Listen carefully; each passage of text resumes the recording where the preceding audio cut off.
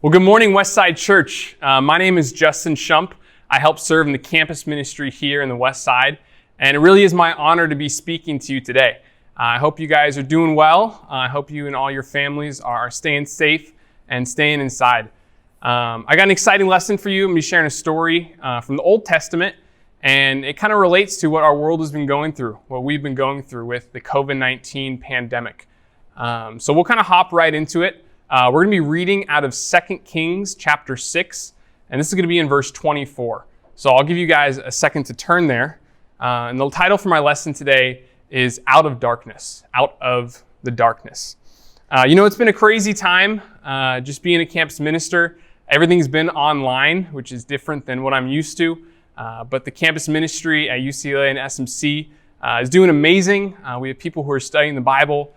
We have just relationships and friendships that have been growing. We've been doing online Bible discussions, and we've definitely seen God moving through this time.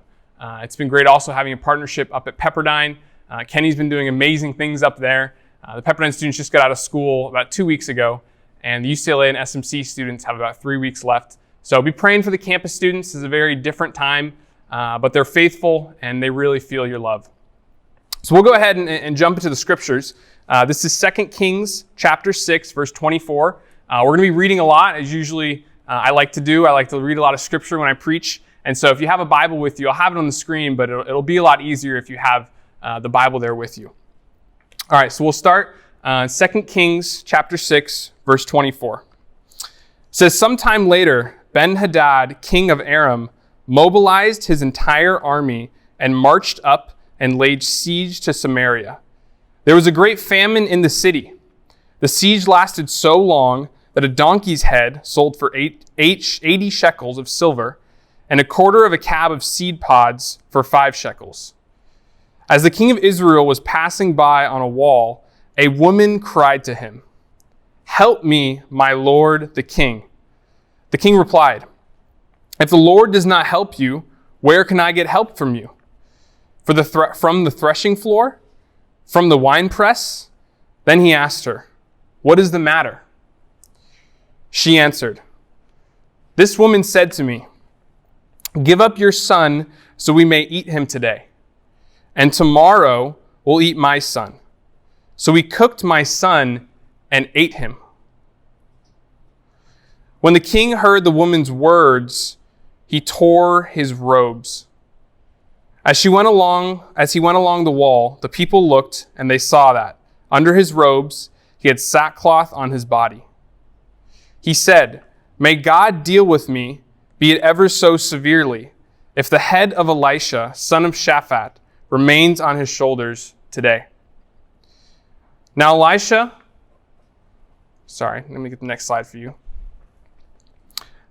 was sitting in his house, and the elders were sitting with him. The king sent a message ahead, but before he arrived, Elisha said to the elders, 'Don't you see how this murderer is sending someone to cut off my head? Look, when the messenger comes, shut the door and hold it shut against him. Is not the sound of his master's footsteps behind him?'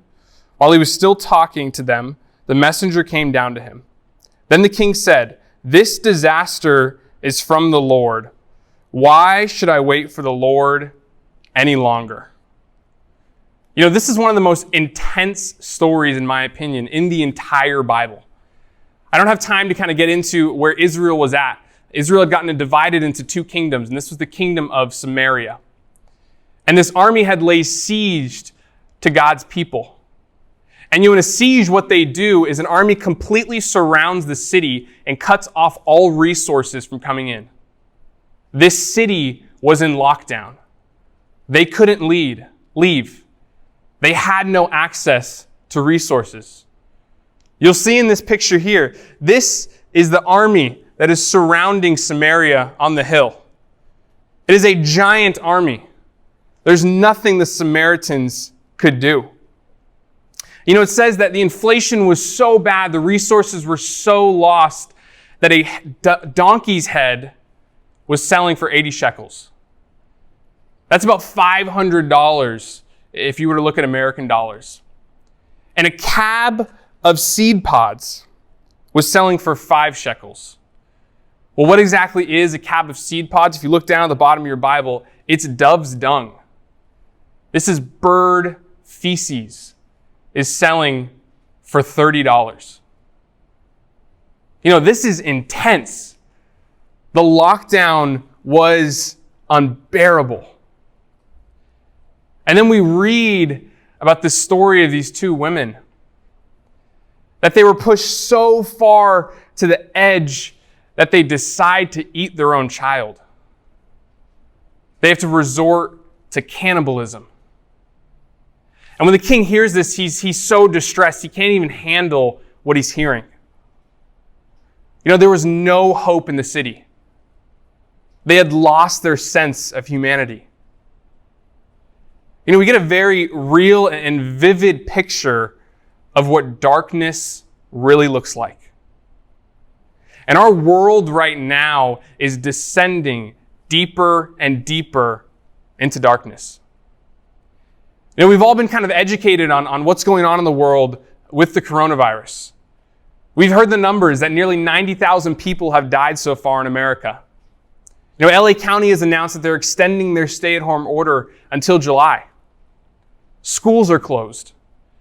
The CSU, the Cal States, which is the largest college school system in America, has officially announced that they are having all fall of 2020 classes be online. There's been a significant increase in domestic abuse during this time.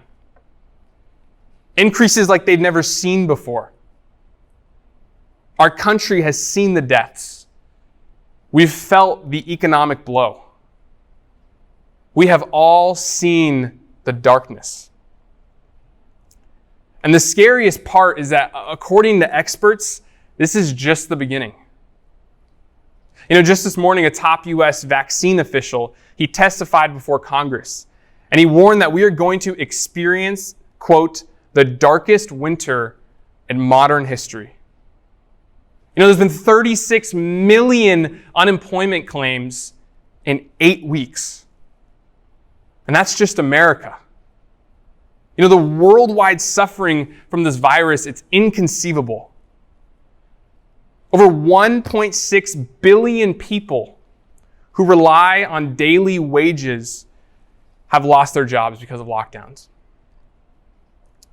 130 million people are currently at risk of starvation. The UN came out with a number this week. They say that 1.2 million children under the age of 5 might die over the next 6 months because so many health resources are being diverted to other places. That's 6,000 kids a day over a span of 6 months. We see now more than ever, there is a need for hope. There's a need for hope in Samaria in this story, and there is a need for hope now in America. There's a need now more than ever for people to step up and make a difference. We actually have the amazing treat right now of hearing from someone who is making a difference. And that is my beautiful and phenomenal and amazing fiance, Emma Walker. She's been working as a nurse directly with COVID patients on the front lines. And I'm so proud of her. She is so strong. She has seen some crazy stuff over the last month. She just moved up here from San Diego, and in her first month of being here, she transitioned. She's moved 4 different times, and she's just been an absolute rock star. And she's literally saving lives every single day working in the hospital. So it is my pleasure to introduce to you Emma Walker. Good morning, church. Like Justin said, my name is Emma Walker, and I'm going to share a little bit about my life right now. So I'm working as a registered nurse here in LA, and personally, I've seen a lot of darkness in LA right now. So I graduated in December, and I always knew that my first nursing job would be stressful and would have a lot of just new grad jitters. But I had no idea that it would have this kind of fear that I've experienced as a new grad now. So I've seen firsthand the darkness that's in our hospitals right now. I've seen patients on ventilators. I've watched my patients struggling to breathe and the pain that they're in. I've seen the chest x-rays of my patients, and I've never seen anything like them of the severe cases. Nurses in my hospital have gotten sick. One of them has already passed away. In one shift that I worked, I heard about 6 code blues. And for those of you who don't know, that's when either they stop breathing or their heart stops. And normally I'd hear none, maybe 1. I've seen the frustration on my patients' faces as they're so lonely in their rooms, and the only conversations that they have is with me when I come inside. And I've had too many phone calls with family members crying as they're so worried about their loved ones. And they want to come and visit, and I've had to explain to them that they cannot come and visit and see their mother or their father or their brother or their sister. Some of the family members can at least talk to their loved ones, but some are too sick, and so the only connection that they have to them is through me, which that responsibility has taken a toll on my own emotional capacity. And on a more personal note, I've been forced to work through the challenging time of planning a wedding during this pandemic. A seemingly joyful and dreamt about day kind of twisted because of this situation that the world is in right now.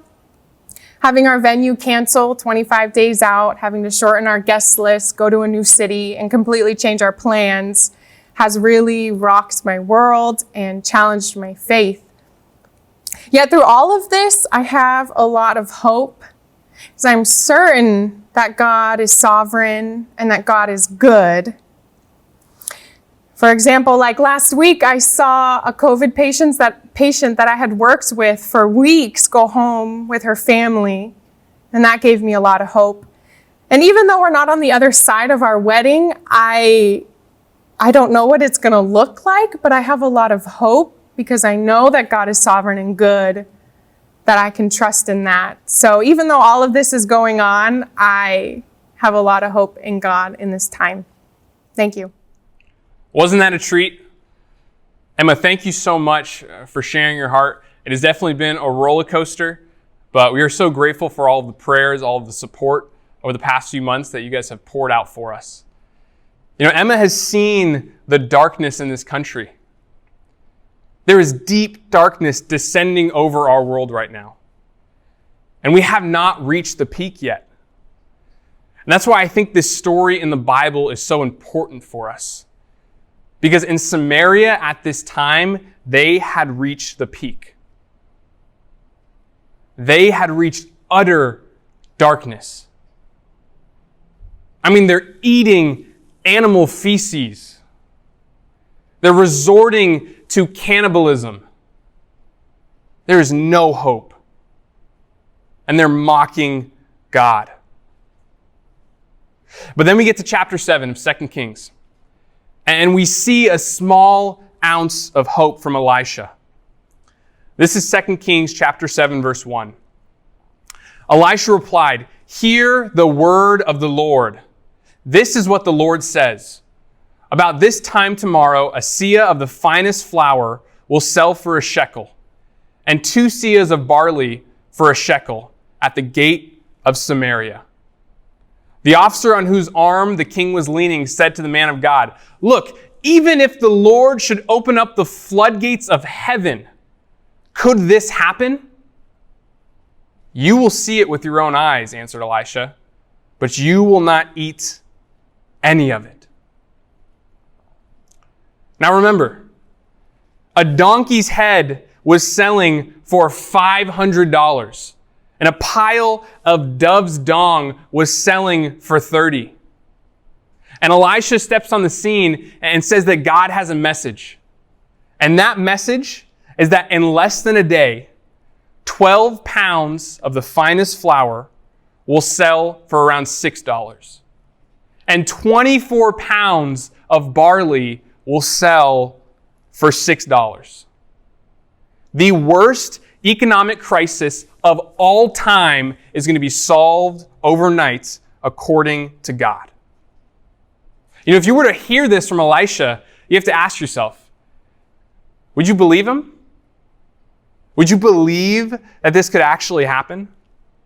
You know, if I said that by tomorrow morning, COVID-19 will not be here anymore, would you trust me?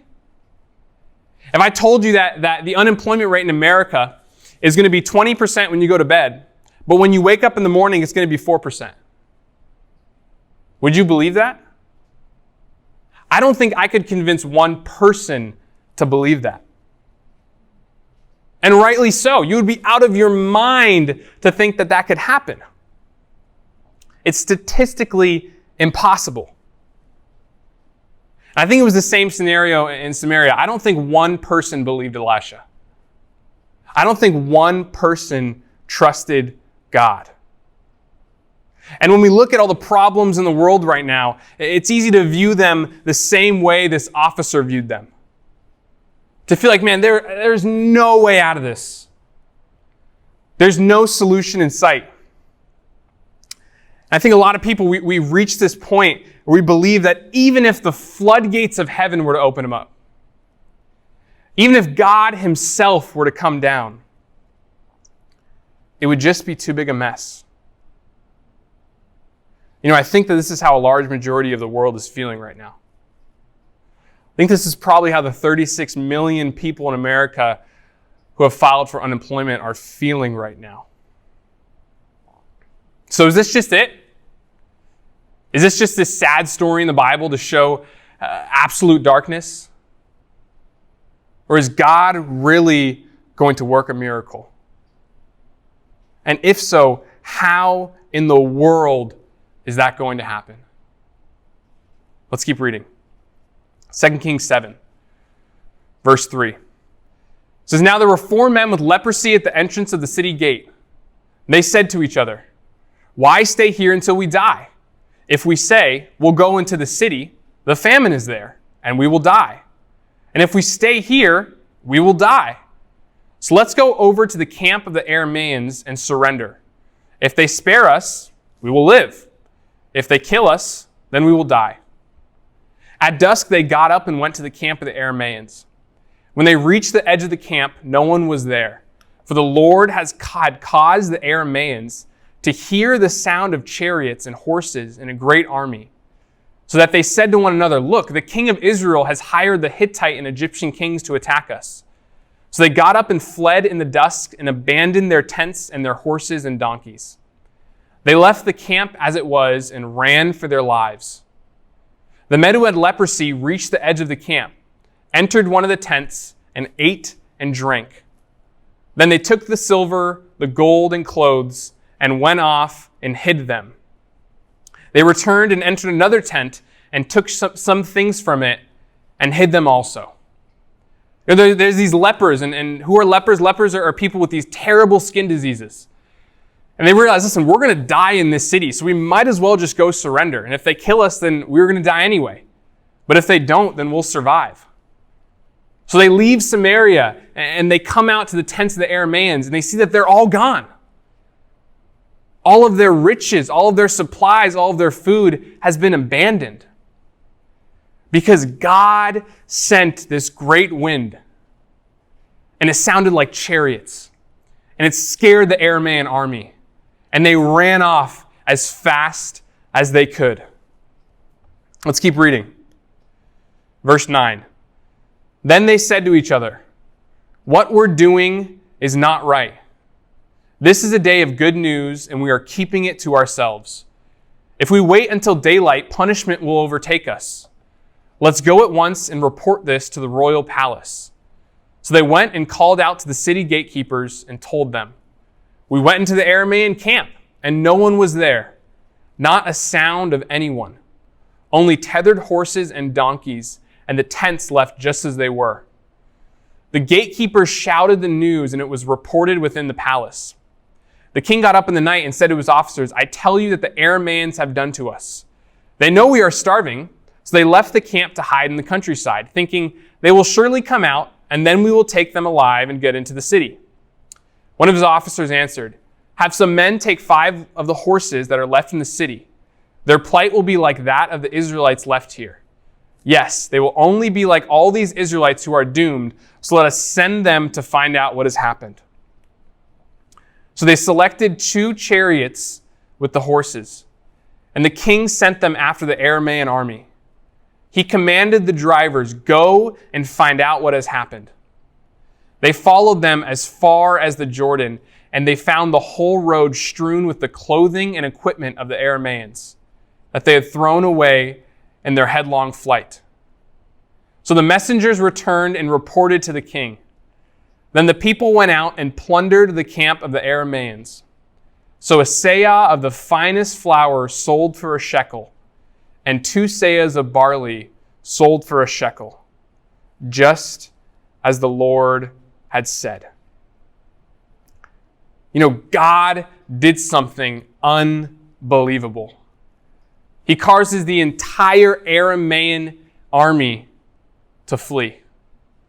And these 4 lepers, they walk out and they see the riches and they hide them. And they think, we got to save this for ourselves. But then they say to themselves, no, what we're doing is wrong. We need to go back into the city and let the people know that the Aramaeans are gone. We are like the lepers in this story. I've heard it over and over again since this whole pandemic has started, that as a local congregation, we're actually doing pretty good. There's definitely been some hard times, but we've all had enough food. We've all had a community. We've all had strong emotional support. And the reason for this is because we take care of one another. As a church, we're called to love. We're called to carry each other's burdens, to take care of one another. The benevolent arm of our church, Hope Worldwide, had a fundraiser concert last week, and they raised over $100,000 in like 10 hours. We have our special missions contribution coming up in a few weeks. And that is our time to give to churches around the world that are struggling. Because we can literally make a difference in people's lives. And we're just like the lepers. And the reason why is because we have Jesus. We have all kind of stumbled on these riches. Even as our society deteriorates, we are not consumed with darkness. We have all found the glorious riches outside of the city. When we gave our life to Christ, we were rescued from eternal darkness. It says that after the lepers had enjoyed the food and drink, they first went and they hid it. And for many of us, we have been hiding our riches. For many of us, we have been hiding our faith instead of sharing it. It's a temptation to kind of sit back and enjoy the Christian life as we get all of our needs met, especially in a time when the world is descending deeper into darkness. But as American Christians, our worst day is really not that bad. And so we're faced with the same burning question that was on the mind of these lepers. Do we just sit around and enjoy the riches by ourselves? Or will we go back into the city and tell others about what we have found? To the lepers, saving people, helping people, it wasn't something that would boost their ego. It wasn't something that would increase their status. It was just an obligation. And the same is true for us. Maybe you feel unequipped to help people. Maybe you feel like you are too weak spiritually to be a light in this dark world. Well, let me encourage you with this. 4 lepers saved an entire city. And lepers are probably the worst possible choice to carry out a rescue mission. Why? You see, these skin diseases were so bad that your body parts could fall off at any moment. You could be walking and your nose falls off, your fingers fall off, your ears fall off. These are not the people you would expect to send to save an entire city under siege. We are just like these lepers. We are not the most talented people in the world. We are not the most rich people in the world. We don't have a ginormous sphere of influence. But what we do have is an obligation to be a light in a dark world. And as I end off, I'd like to share with you just my one point I hope you take home. And that's a light in the darkness. This story in the Bible, it's an intense story. It's a crazy one. It starts out and you see the city of Samaria in absolute darkness, absolute lockdown, something we can relate to in the world right now. And we see people mock God. We see them doubt that God will actually pull them out of it. But God does something miraculous. God does something unexpected. Like the lepers, we have all made it out of spiritual darkness. And we have found spiritual riches. Not food, not gold. It's Jesus that we found. It's His church. And once you've found real spiritual riches, nothing else in the world really matters. Go ahead, take our money. Take our job. Take even our lives. As a Christian, those things don't matter. As a Christian, those are not our riches. We learn two very important lessons from this story.